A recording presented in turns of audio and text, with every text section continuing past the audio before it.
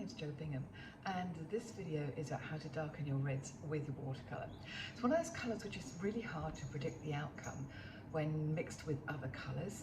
So I've made a colour swatch with both a warm and a cool red, and then I've used those findings to paint a tomato and a cherry. So just to give you an idea of how we can use what we find. So as ever, thank you to all the people that have liked and subscribed my videos, and I hope you have a wonderful week and enjoy this video. You take care. Bye bye. So the first lot of colour mixing that we're going to do is with the cool red. So I'm choosing to use quinacridine rose.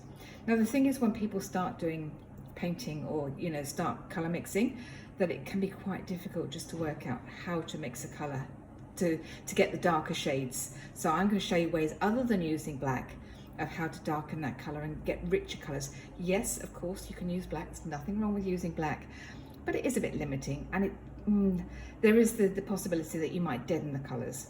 So we're going to choose some other colours. So I will show you how I do it. So it's very easy for for a teacher to go, well, use 50% of each, but how do you know which is 50%? So I've got my little lump of, that's quinacridine rose, and that is Windsor green.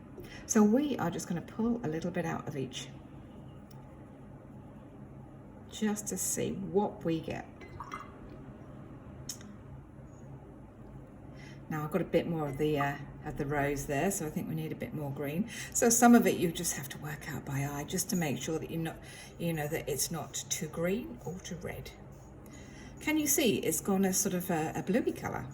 Now it's gone a purpley colour. You see how, and you would never think that if you mixed, but they are, they are at opposite ends of the spectrum. They're complementary colours, so you do get something completely different.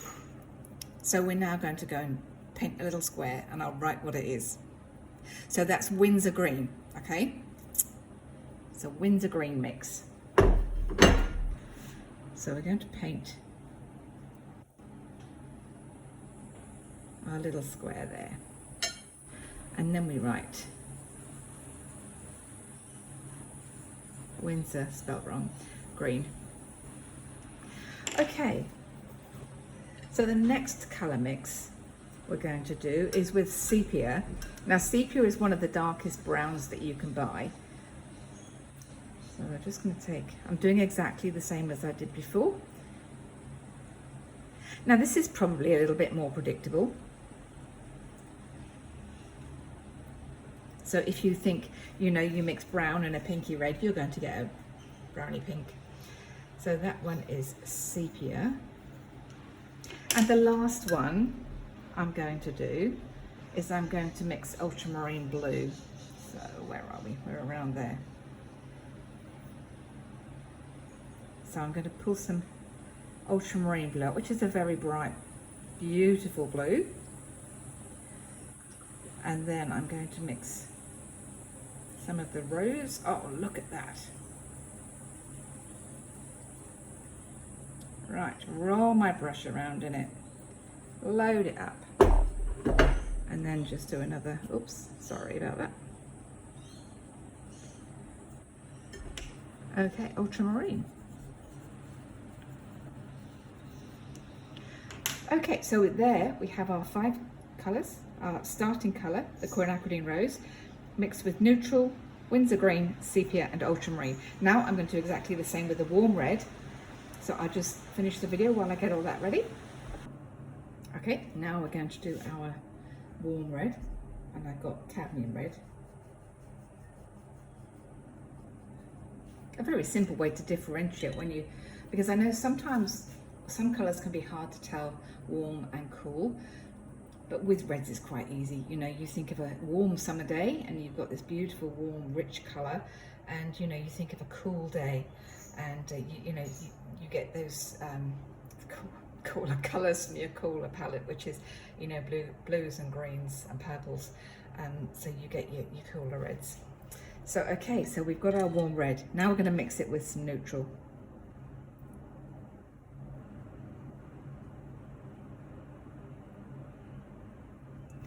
And we get, wow, look at that. Isn't that stunning?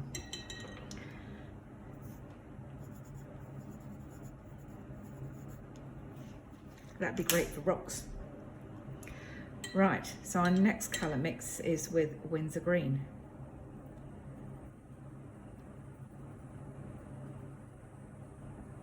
So this again is using the complementary colour.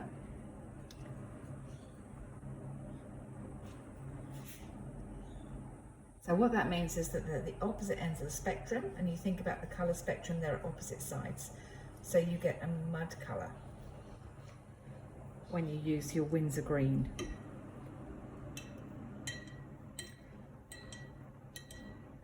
Right, now we're going to use ultramarine blue. No, I apologise, it's sepia next, because we'll try and keep in the same pattern. So we'll go with sepia.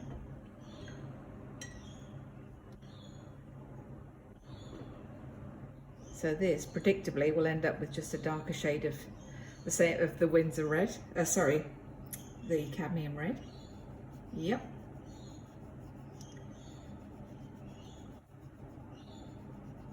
That's fairly opaque, isn't it? Okay. Now we'll go with the ultramarine. I wonder what we'll get when we mix a warm red with a warm blue. Certainly not going to be violet.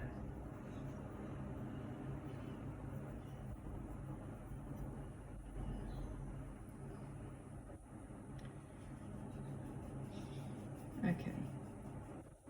Wow, look at the differences with your cool reds and your warm reds. You can see they're all sort of on a theme for your warm reds, but I think they're quite different with your cool reds. Yes, you've got a couple of close violets, but these two are distinctly different. Okay, I'm going to close this video, and I'm just going to do a couple of very short little clips to show you how you can use that. I'm going to do a cherry and a tomato, just to show you what they look like and which one of those I would choose to do my darks. Hang on there. Okay, so I'm going to paint this tomato in the warm red. As you can see, I've already started, and I'm using the cadmium red, and I'm going to use the sepia as the shadow, just to show you how, by doing a bit of colour mixing, you can identify the most natural colour, the closest to what you actually want. So I wet the base of the tomato first.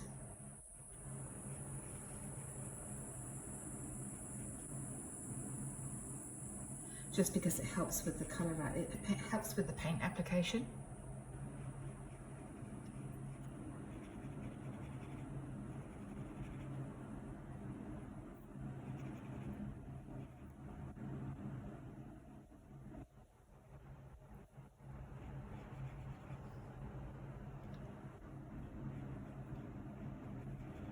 Okay, we're nearly done.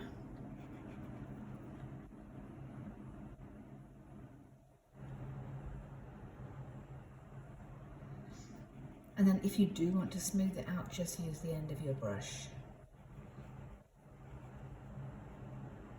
Okay, so that's the tomato, and now I'm going to do a bit of colour mixing.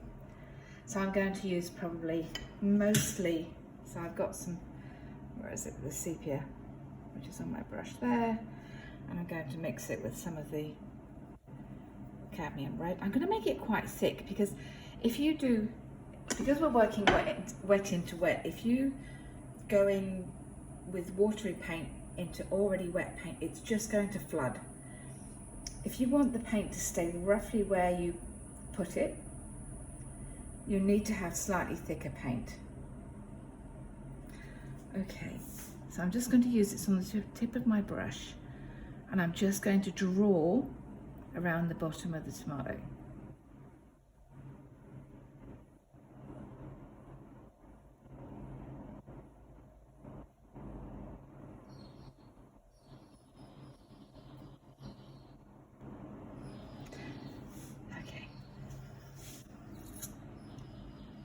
Can you see how I'm just looking at the colour, not the paint application, how that's a much more natural shadowing for a warm red. Now I will just do a little bit of blending. So when I'm blending, again, you don't want to put more water on, because if you put more water on, it will just push the colour away. So you need to have some colour on your brush.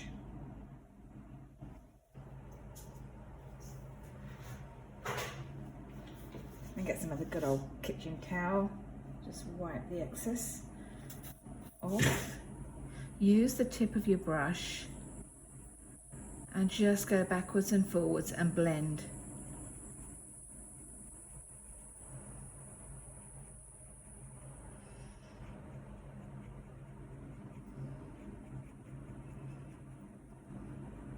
Now, because it's still wet, I can do this. It would be incredibly hard if it, look, I'm just going to turn it a little, turn it slightly. It would be very hard if it was dry.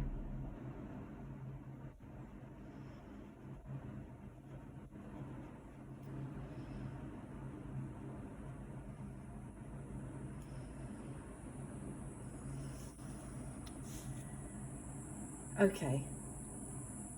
Right, can you see how I've got that natural curve at the bottom? So we're just going to do something very similar with the cherry. So the cherry, we're going to go back in with that quinacridine quinacridine rose, and we're going to use the Windsor green as our shadow colour. So that's just a little cherry here. Now, so wash my brush out totally.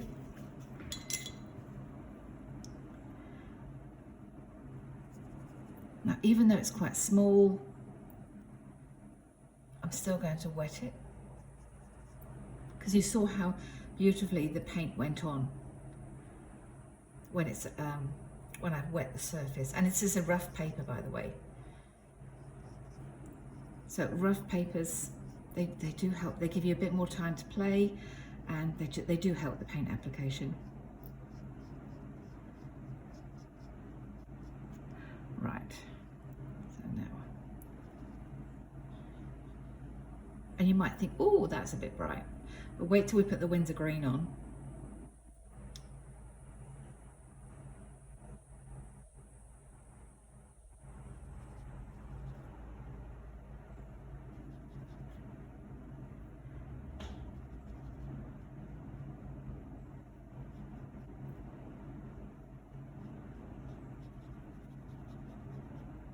Right, so there's your base colour. Now we're going to add in some, I'm going to mix the Windsor green with a little bit of the pink, so I'm not just going in with plain old Windsor green.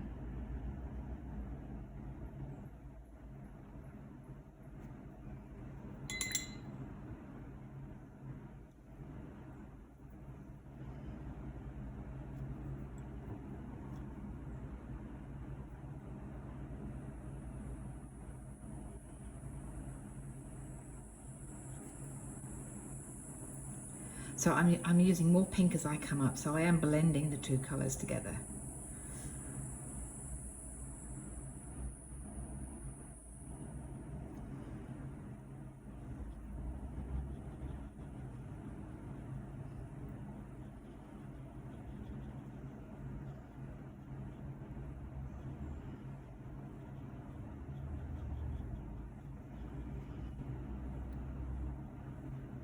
Now, you never would have thought that that was pink and green, would you?